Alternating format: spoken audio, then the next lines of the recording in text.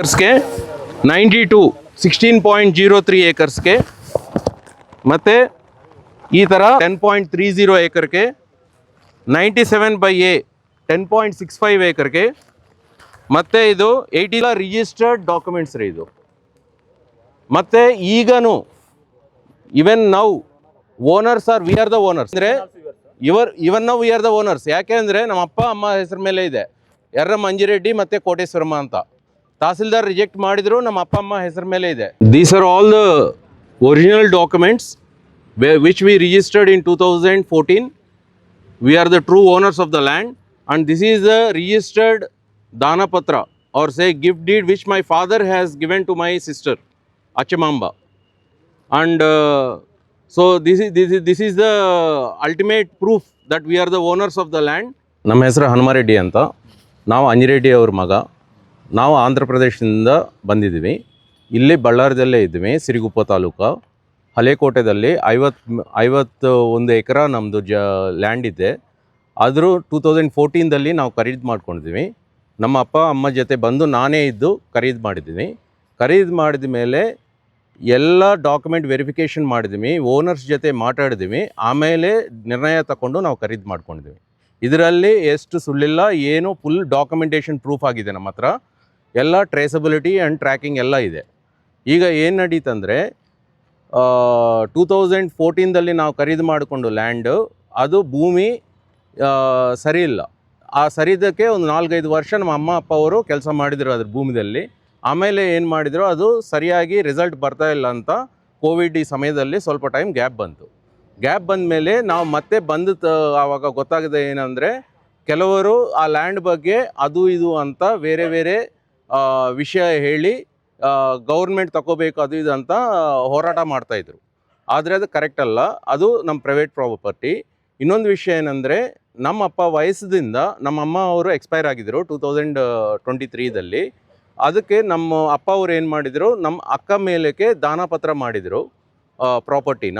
ದಾನಪತ್ರ ಮಾಡಿದವಾಗ registration ದಾನಪತ್ರ ಮಾಡಿದರು ಮತ್ತು ಪೋತಿಪಟ್ಟ ಮಾಡಿದರು.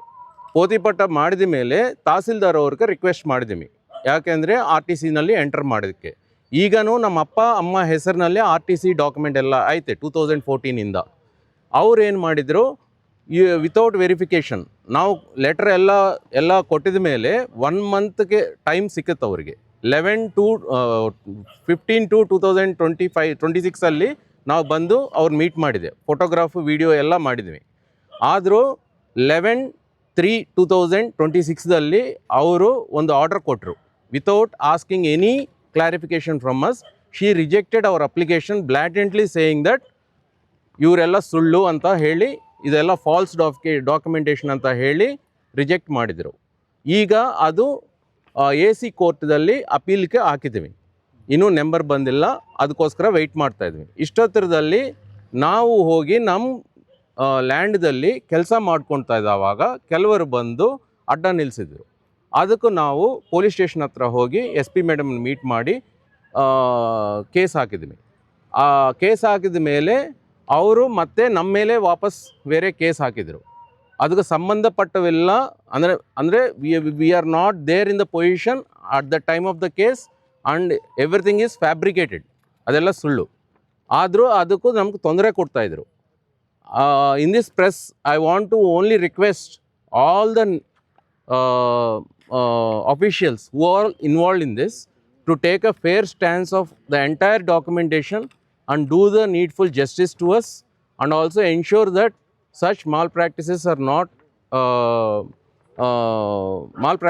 are prevented, and not to encourage people like Shivashankar and also other people who are just causing trouble without any documentary evidences, and also they are disturbing the public at large.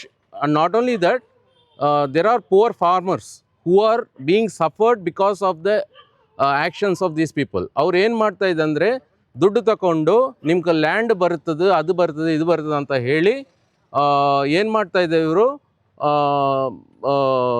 They are provoke ಮಾಡಿ poor ಫಾರ್ಮರ್ಸ್ನ, especially ಫಾರ್ಮರ್ಸ್ನ, they are becoming the victims. ಅದು ತಪ್ಪದು.